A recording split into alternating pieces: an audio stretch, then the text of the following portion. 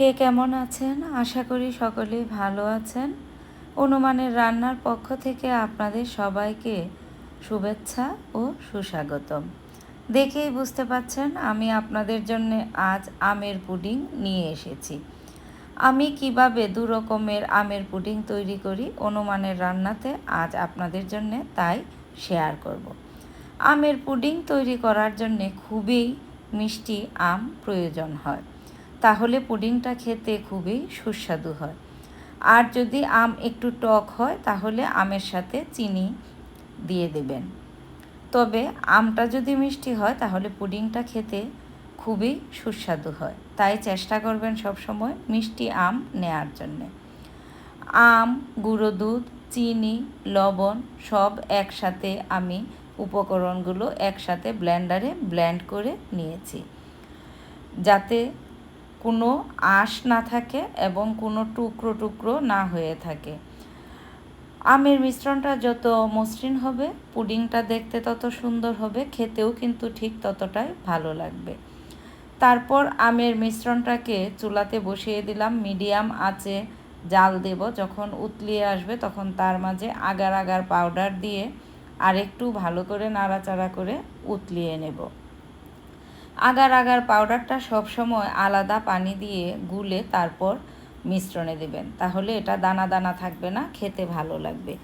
যে বাটিতে আমি পুডিং তৈরি করব সেই বাটিতে ঘি ব্রাশ করে নেব। তারপর গরম গরম থাকতেই আমের মিশ্রণটা এই পুডিংয়ের বাটিতে ঢেলে দেব। তারপর বাটিটা একটু ঝাঁকিয়ে নেব যাতে বুদবুদ আকারে না উঠে আসে। এইভাবে ঝাঁকিয়ে নিয়ে আমি বাটিটাকে রেখে দিলাম।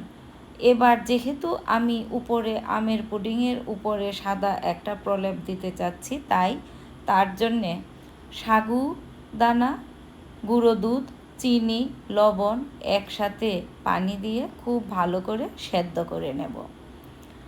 মিষ্টি যে যতটুকু খেতে পছন্দ করেন সেই অনুযায়ী মিষ্টিটা দিয়ে নেবেন। সাগুদানাগুলোকে খুব ভালো করে সেদ্ধ করে নেব।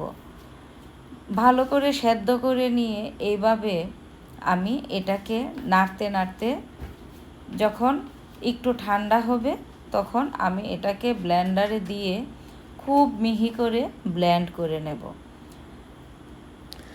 মিশ্রণটা ব্লেন্ডার থেকে নামিয়ে নিয়ে তারপর একটি ছাঁকনির সাহায্যে আমি এটাকে ছেঁকে নেব। দানা যেগুলো থাকবে সেগুলো ফেলে দেব আর মিশ্রণটা চুলায় বসিয়ে দেব। মৃদু আঁচে এটাকে আমি উতলিয়ে নেব। যখন এটা উতলিয়ে আসবে তখন তার মাঝেও আমি আগার আগার পাউডার দিয়ে দেব। আগার আগার পাউডার সবসময় আলাদা বাটিতে সামান্য একটু পানি দিয়ে গুলে নেবেন। তারপর এই যে কোনো উপকরণে এটা দিবেন, তাহলে দানা দানা হয়ে থাকবে না, মসৃণ হয়ে মিশে যাবে, খেতেও ভালো লাগবে। এইভাবে আমি অনবরত নেড়ে গরম গরম থাকতেই এটাকে আমি আমের পুডিংয়ের উপর দেব। তবে এটাকে খুব সাবধানে দিতে হবে যাতে আমের মিশ্রণটা এবং এই সাগুদানার মিশ্রণটা মিশে না যায়, দুটা যেন আলাদা থাকে, তাহলে আমের পুডিং বানানোটা সার্থক হবে, 2 লেয়ারের পুডিং হবে। যখন বাটিটা ঠান্ডা হবে তখন এটাকে ফ্রিজে রেখে দেব 2 ঘন্টার জন্যে।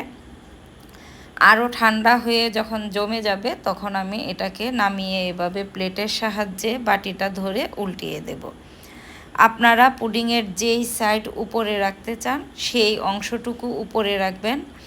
আমি সাদা অংশটুকু উপরে রাখতে চেয়েছি, তাই আবার প্লেট দিয়ে এটাকে উল্টিয়ে নিলাম। তারপর আপনাদের পছন্দ অনুযায়ী পিস করে নেবেন। দেখুন দেখতে যেমন সুন্দর হয়েছে পুডিংটা, খেতেও কিন্তু ঠিক ততটাই সুস্বাদু হয়েছে। আমি দুভাবেই পুডিংটা বানিয়ে নিলাম।